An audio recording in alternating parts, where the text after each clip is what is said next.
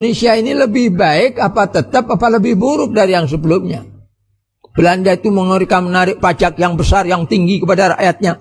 Bandingkan kalau begitu sekarang ini pemerintah Indonesia mengambil pajak yang tinggi kepada rakyatnya ataukah tidak? Kalau pajaknya tinggi ya sama dengan penjajah dong kalau begitu. Kalau dulu di zaman penjajah kita tidak boleh berbicara seenaknya sendiri. Harus menghargai apa yang dilakukan oleh pemerintah Belanda. Nah sekarang ini ada kebebasan berbicara atau tidak di negara kita ini?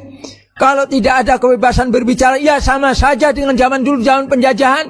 Apa bedanya? Apa artinya kemerdekaan itu kalau begitu? Kemerdekaan itu baru berarti kalau keadaan kita memang sesudah merdeka menjadi lebih baik daripada keadaan sebelum merdeka. Itulah macam begitu itu. Bisa dibandingkan keadaannya. Dari mana kita tahu? Kita bisa membaca sejarah apa yang dilakukan oleh para pejuang kita. Apakah para pahlawan bangsa itu, mereka itu bersikap untuk mengeruk duit dari rakyat, mengambil kekayaan untuk diri mereka sendiri? Bahkan mereka mengorbankan jabatan mereka, harta mereka, sampai nyawa mereka hadapkan untuk membela bangsanya ini. Sekarang kalau para pemimpin sekarang tidak bisa mewarisi itu, maka mereka tidak berhak untuk menjadi pemimpin yang dihargai oleh rakyatnya. Serahkan kepada mereka yang mau berkorban.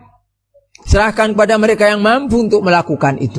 Jangan sampai kemerdekaan ini dicemarkan. Sementara rakyat kecil yang tidak tahu dinabobokkan dengan perbuatan-perbuatan yang katanya untuk mensyukuri kemerdekaan. Ada lomba-lomba yang tidak semestinya. Lomba makan kerupuk yang digantung. Anak-anak disuruh gigit kerupuk, tangannya diikat. Maaf, seperti yang berkaki 4. Apakah itu kehormatan? Apakah itu tujuan mengadakan peringatan kemerdekaan? Dengan begitu kita akan mengingat jasa para pahlawan. Mereka berjasa, kita wajib bersyukur, terima kasih kepada mereka itu. Sebagai syukur kita kepada Allah Ta'ala. Apakah begitu cara menghargainya? Apakah begitu cara mengingat mereka? Bahkan tidak malu-malu ada juga orang-orang yang sudah tua lari dalam karung. Itu untuk memperingati kemerdekaan.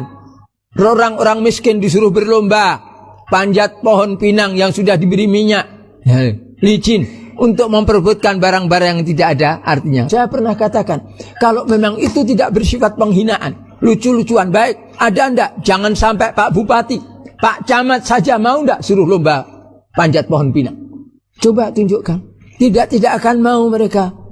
Merasa terhina dengan begitu. Bersyukur kepada Allah dengan masang spanduk Dirgahayu kemerdekaan RI kesekian untuk memamerkan bahwa mereka itu sudah melakukan katanya peringatan 17 Agustus. Padahal itu kosong, tidak ada maknanya apa-apa. Katakan Dirgahayu kemerdekaan RI kesekian di bawahnya orang-orang pada berjudi, minum minuman keras, pelacur bergentayangan kemana-mana. Kemiskinan juga tersebar di mana-mana.